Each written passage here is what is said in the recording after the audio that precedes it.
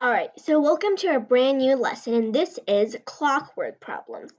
So just like it's exactly what it sounds like, we're going to be looking at different word problems on the clock. So first, we need to go over some basic information about clockwork problems. So I just want to quickly go over what would happen in 1 minute of time. So on a clock, every 1 minute, the minute hand will go one section. So what do I mean by sections?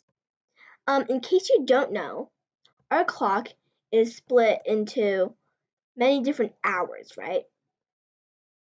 So we have 12 hours on the clock. Really, in one day we have 24 hours, but on the clock it's shown as 12. So this is 12, 6, 3, and 9. And of course we have 1, 2, 3, 4, 5, 6, 7, 8, 9, 10, and 11. So this is what the normal clock looks like. And actually, if you, okay, all right, let me zoom in here. Over here, if you look closely, there's actually smaller grids, and each of these are separate minutes.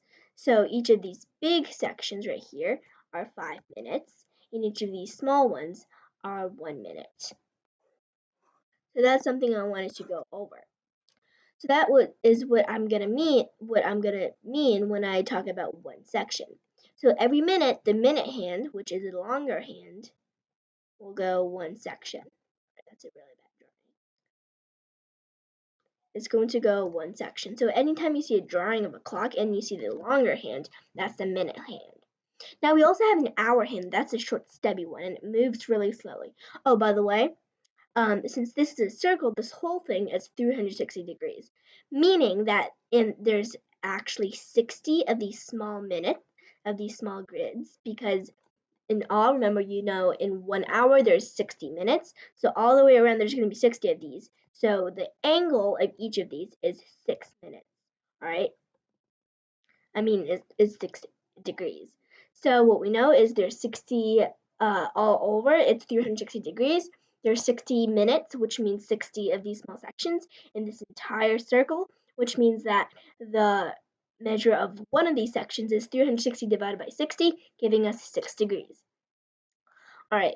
And the other thing I want to talk about is the hour hand. So the hour hand is the stubbier hand. And every minute it goes 1/12 of a section. So the difference is so small, it looks like it hasn't even moved. That's actually 0.5 degrees. Right? So that's two things I want you to know about. Now, this is the types of problems we're going to be dealing with. Remember, in all, we're going to have 4 problems, and 2 of them is going to be talking about broken clocks. So what are broken clocks? Broken clocks is when the ratio does not change, meaning that the relationship between the minute hand and the hour hand does not change. But it could be something like, so it could be like, there's 70 minutes in 1 hour for sometimes.